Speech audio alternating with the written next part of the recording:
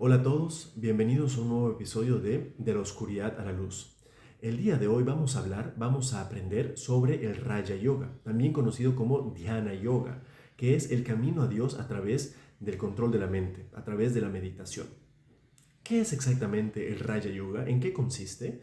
Bueno, para poder aprender sobre el Raja Yoga, hay un texto en particular que nos enseña mucho, que está relacionado a la filosofía yoga y también que trabaja mucho con la filosofía Samkhya, dos de los sistemas filosóficos principales en la India.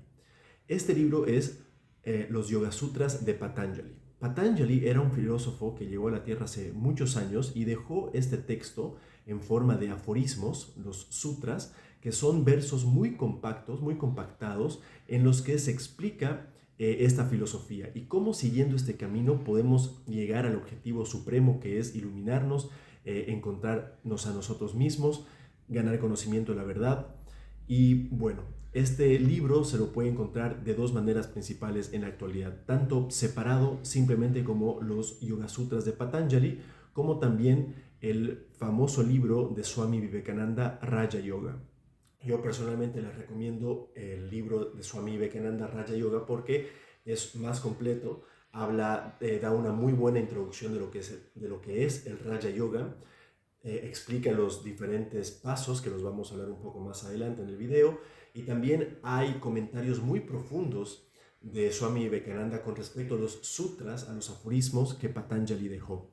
Cuenta la historia que él estudiaba los sutras tal como son, sin ningún comentario. Seguramente en algún momento en el pasado había estudiado algún comentario, pero en ese momento estaba leyendo los sutras en sánscrito y entraba en estados meditativos muy profundos. Se ponía a meditar y había una persona a su lado que estaba atento a lo que Swami Vivekananda iba a decir saliendo de estos estados de meditación profunda, para que él le dicte su entendimiento después de haber estudiado y haber meditado con respecto a estos aforismos.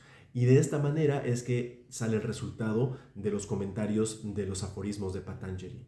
Entonces es una enseñanza muy profunda, muy linda. Es un libro hermoso, favorito de muchos aspirantes espirituales, obviamente principalmente para aquellos que siguen el camino de la meditación, el Raja Yoga.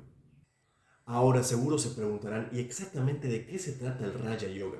Bueno, para responder a esta pregunta tenemos que entender 8 partes, 8 pasos que se siguen dentro de esta filosofía, dentro de este camino, que son las 8 partes del yoga, que son los yamas, niyamas, asana, pranayama, pratyahara, dharana, dhyana y samadhi.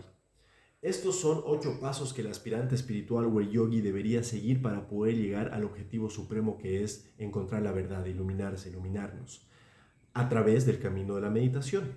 Los yamas son prácticas éticas que los aspirantes deberían poder seguir. Los niyamas son prácticas de autocontrol, son prácticas que una persona debería observar.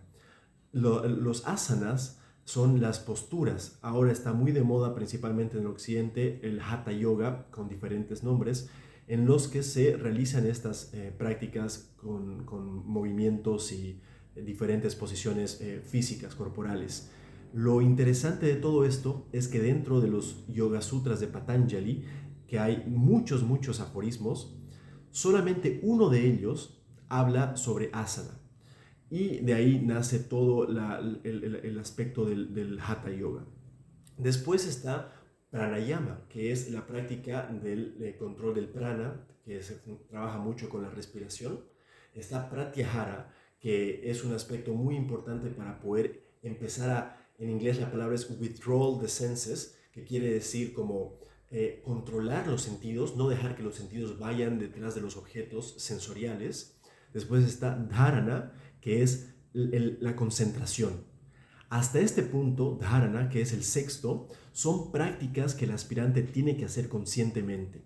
A partir del séptimo y el octavo, no son prácticas que el aspirante tanto puede hacer, sino más que nada son resultados. Son resultados de los anteriores 6 pasos. ¿A qué me refiero con esto?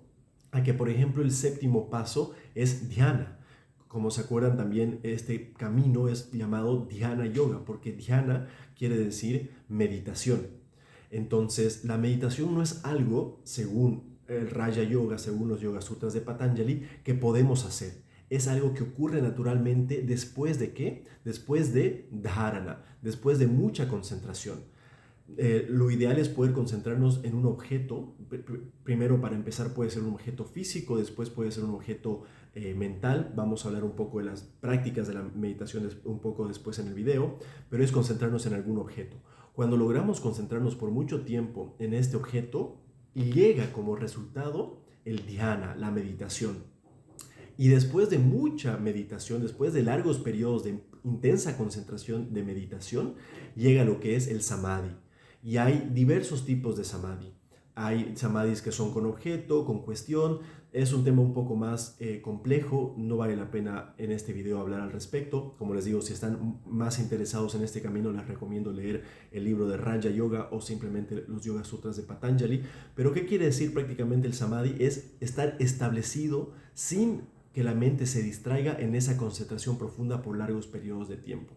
Y ustedes capaz se preguntan, ¿y por qué? ¿Cuál es el beneficio de poder lograr de dhyana y samadhi? Bueno, la respuesta la voy a dar con la ayuda de una historia muy linda. Esta historia cuenta cómo un papá, un padre, quiere enseñarle a su hijo lo que es una pantalla de cine. Es la primera vez que el niño está yendo al cine. Y su papá le dice, bueno, ahora vas a ver lo que es una pantalla.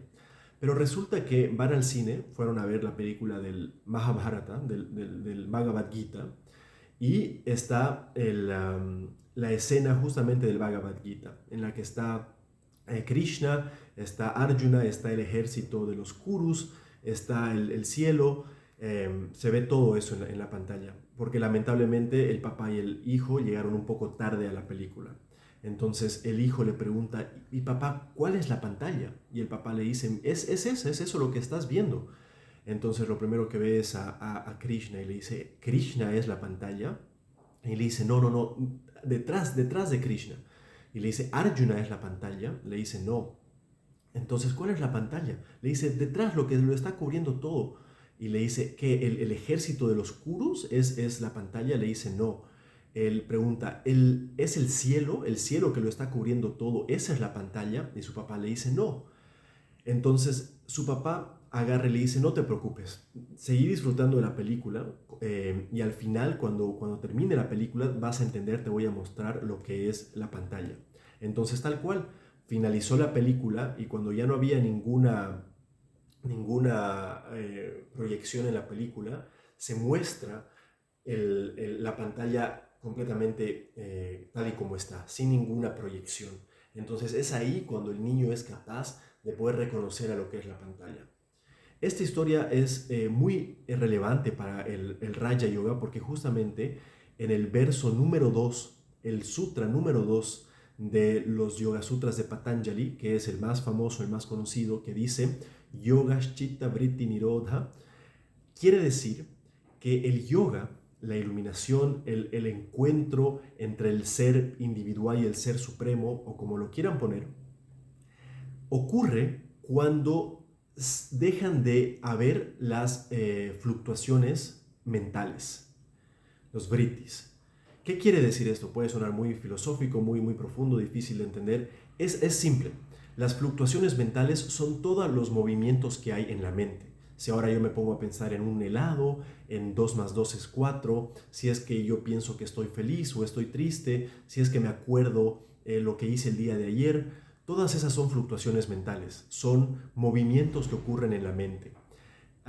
Y para poder lograr comprender, iluminarnos, para poder encontrar al Ser Supremo que está siempre dentro de nosotros, es más, es lo que realmente somos nosotros, solo que no lo podemos percibir, lo que el Raja Yoga nos dice es que aquietemos la mente, que intentemos a través de la concentración y a través de los diferentes pasos que yo les comenté, el poder lograr que la mente esté completamente quieta y completamente concentrada para que podamos encontrar a la pantalla, ¿no? Porque ¿qué es lo que pasa? La pantalla tiene muchas proyecciones, la mente tiene muchas fluctuaciones, entonces se intenta callar la mente para que de esta manera podamos reconocer a la pantalla.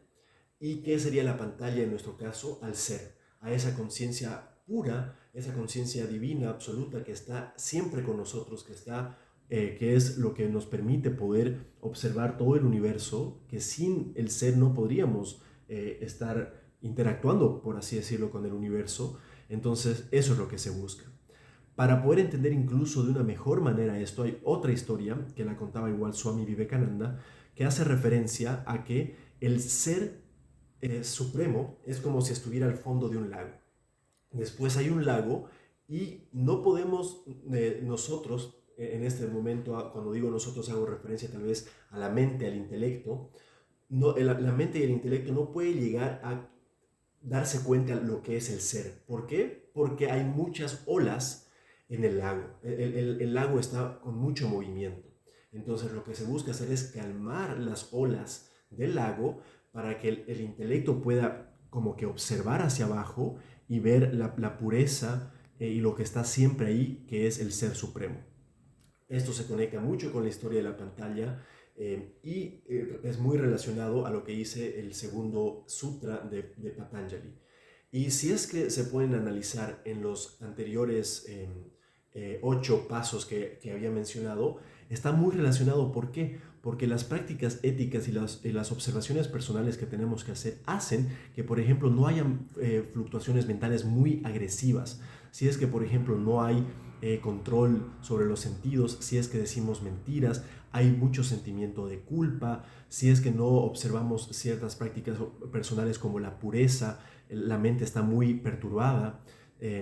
Igual cuando nos vamos a sentar para intentar meditar, si es que no estamos en una pose cómoda en el asana, no vamos a poder estar en meditación por largos periodos de tiempo.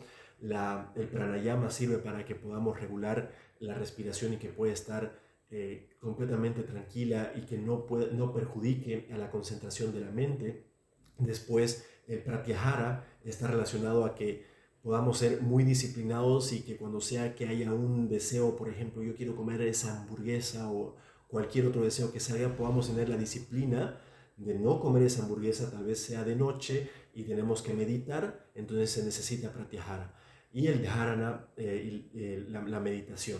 Todo eso para poder aquietar las fluctuaciones mentales, para que podamos percibir a lo que está siempre acá, el ser supremo, que es lo que realmente somos, y así iluminarnos. En resumen, eso es el Raja Yoga, de eso se trata.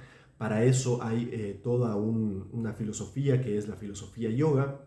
Habla, por ejemplo, sobre Prakriti y Purusha, Prakriti siendo todo lo que podemos percibir en el universo, desde lo más físico como una roca, un árbol, el planeta Tierra, nuestros cuerpos, hasta lo más sutil como nuestros pensamientos.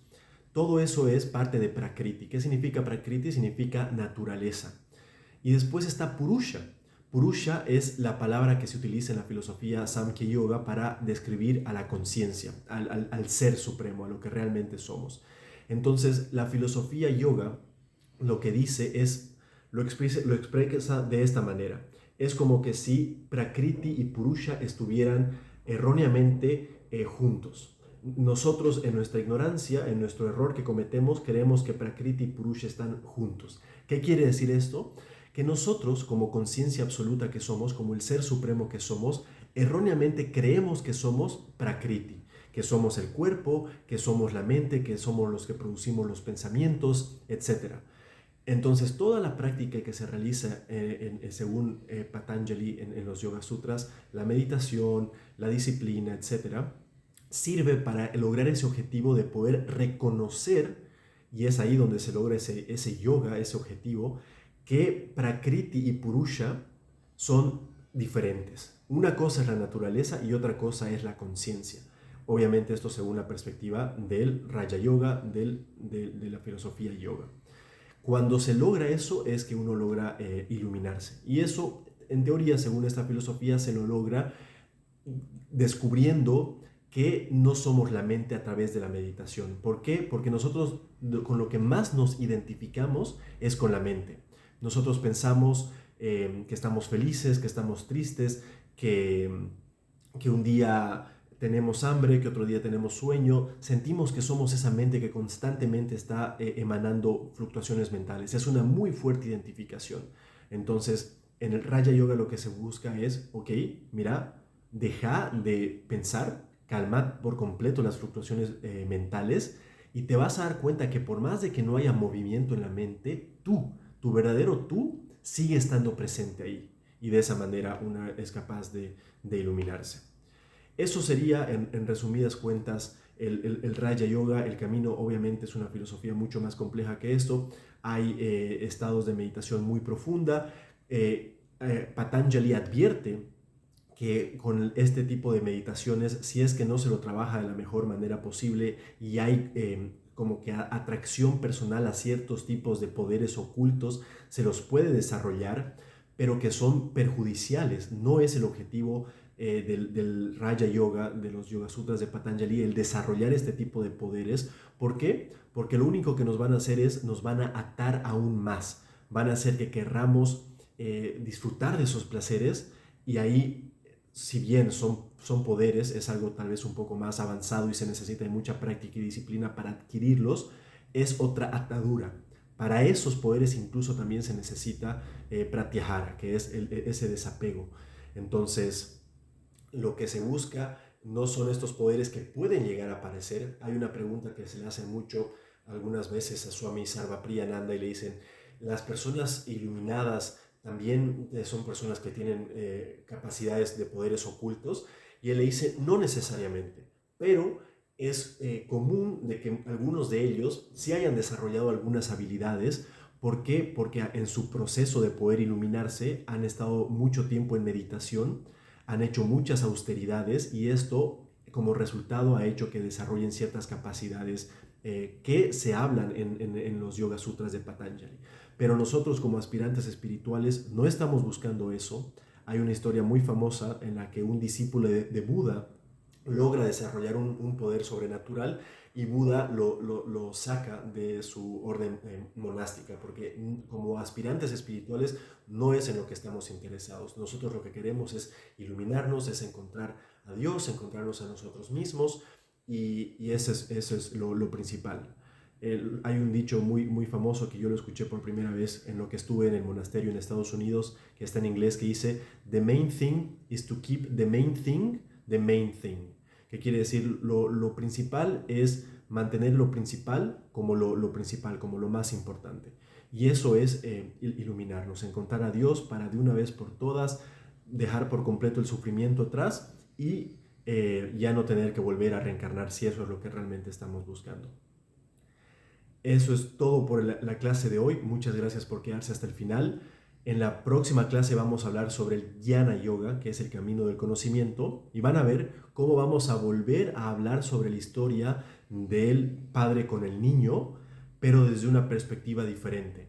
En esta del Raja Yoga vimos cómo se tiene que esperar hasta que la pantalla, hasta que la película acabe, hasta que la proyección deje de proyectar para poder encontrar a la verdad, encontrar a la pantalla. En el camino del conocimiento vamos a ver cómo eso no es necesario siguiendo la enseñanza del Jnana Yoga. Va a ser una clase muy interesante, así que los espero también ahí. Gracias.